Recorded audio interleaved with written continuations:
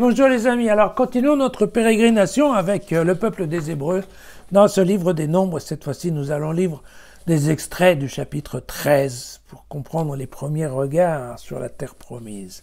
Le Seigneur parla à Moïse: « Envoie des hommes pour explorer le pays de Canaan que je donne aux fils d'Israël. Vous enverrez un homme par tribu, chacun pour la tribu de ses pères. Ils seront tous pris parmi les responsables des fils d'Israël. » Depuis le désert de Paran, Moïse envoyant donc ces hommes sur l'ordre du Seigneur, et tous ces hommes étaient des chefs des fils d'Israël. Moïse les envoya explorer le pays de Canaan. « Montez-y par le Néguev, leur dit-il, vous gravirez la montagne et vous verrez comment est le pays, et si le peuple qui l'habite est fort ou faible, si la population est rare ou nombreuse.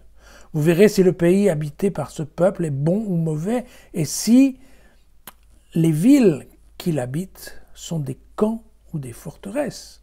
Vous verrez si le pays est fertile ou pauvre, boisé ou non.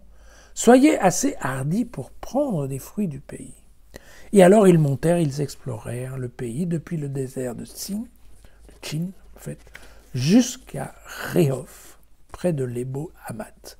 Ils revinrent de leur exploration du pays au bout de 40 jours. Ils vinrent trouver Moïse, Aaron et toute la communauté des fils d'Israël dans le désert de Paran, à Kadesh.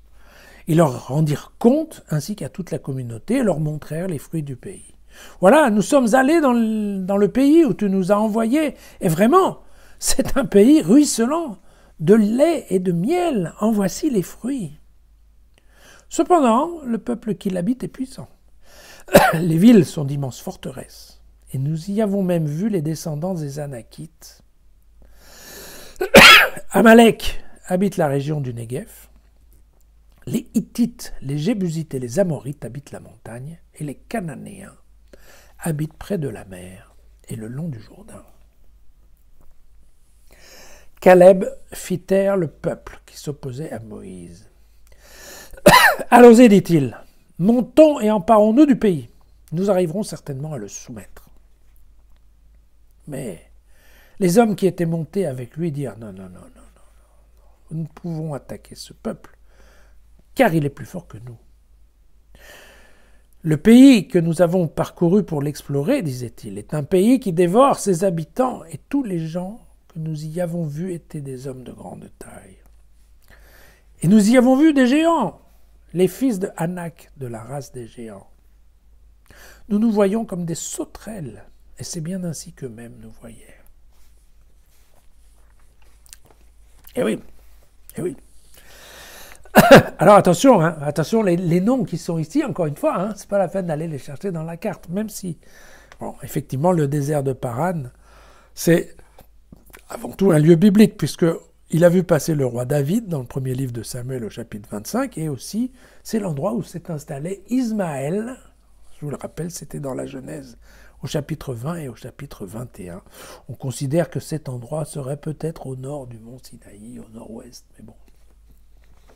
Le désert du Néguev, lui, par contre, il est bien connu, puisque c'est encore aujourd'hui une grande partie du territoire d'Israël.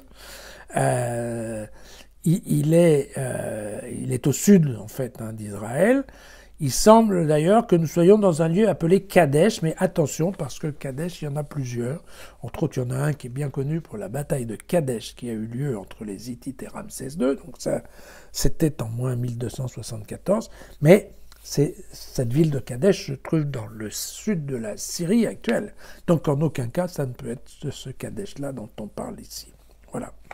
Alors, évidemment, bon, on a bien compris que Dieu, Moïse, en fait, envoie des espions, hein, pour voir ce qui se passe et avoir une idée de qu'est-ce qu'on va faire ensuite. Vous voyez bien que d'un côté, il y a en effet un attrait à la terre promise qui est la beauté de ses fruits.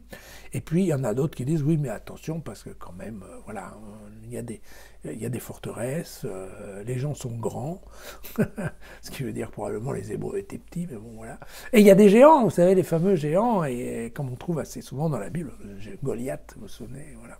Et donc tout ça pour dire que, donc, voilà, y aller ou pas, eh bien, très clairement, on voit que ce jeune homme, Caleb, est d'accord pour partir, mais que les autres sont beaucoup plus timorés. Voilà. À demain.